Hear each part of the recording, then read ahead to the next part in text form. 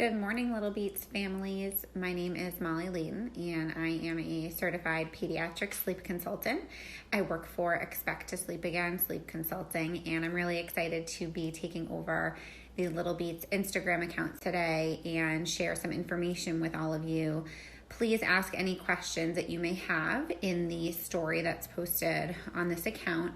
I specialize in sleep consulting for ages newborn through school aged, and I'm here to be a resource and share information. So ask your questions. I'll be on all day and looking forward to connecting with you. Great question on naps. So at 6 months old, I would say it's a great idea to start working on trying to extend those nap times. I would be pushing their wake times to about 2.5 hours or so, and maybe starting to do naps by the clock instead of wake times. So maybe you do an 8:30 nap in the morning, and then depending on how that goes, you do your second nap at about 12:30.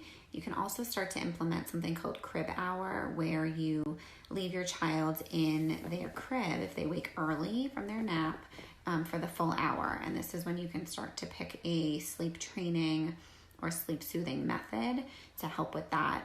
This is something I help a lot of clients with, is extending nap times because overall sleep during the day leads to better overall sleep at night.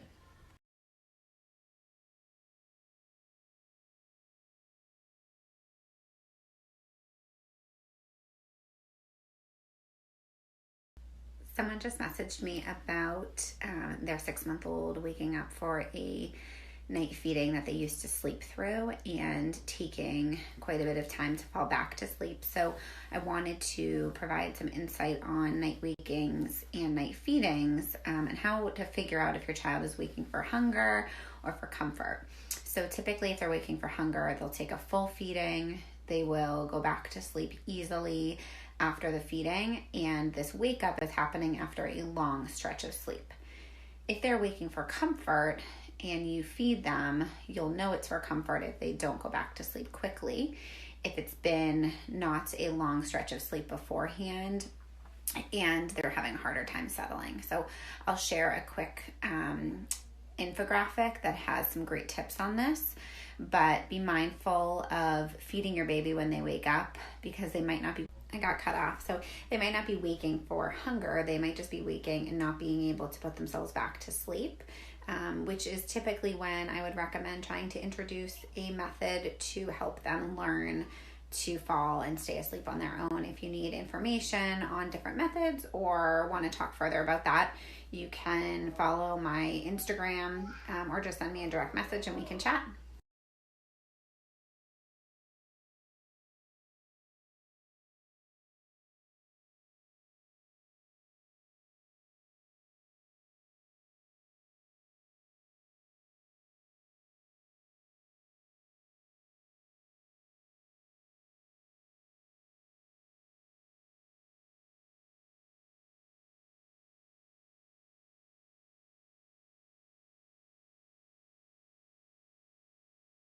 This depends on the kid, but usually at 6 months, their wake time before bed is anywhere between 2 to 2.5 hours. I wouldn't do bedtime before 5 p.m., but don't be afraid to do a 5 p.m. bedtime if naps are short.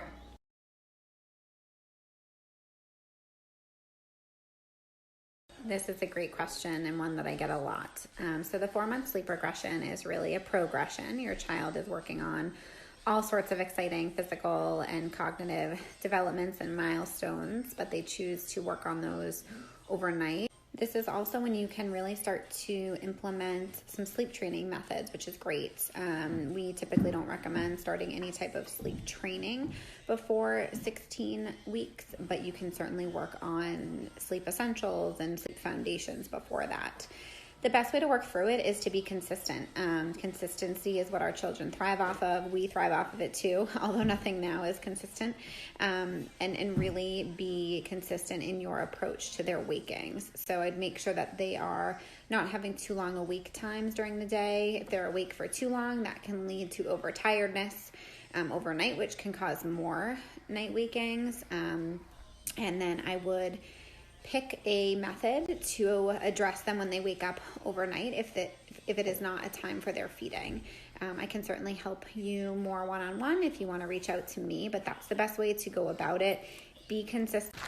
Thank you, Little Beats Dance Academy, for having me today, and thank you for everyone for your questions and comments. It was really fun getting to know you all. We're outside finally since it is nice out, but appreciate you having me. If you haven't already answered or entered the giveaway, the post will be on for the rest of the day. You'll just have to like the post, tag a friend, and like my Instagram account.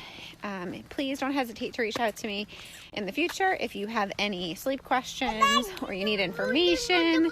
I'd be more than happy to help you. And I think Bryce wants to say bye-bye. Thanks, everyone. Have a good evening, and I hope you're all staying healthy.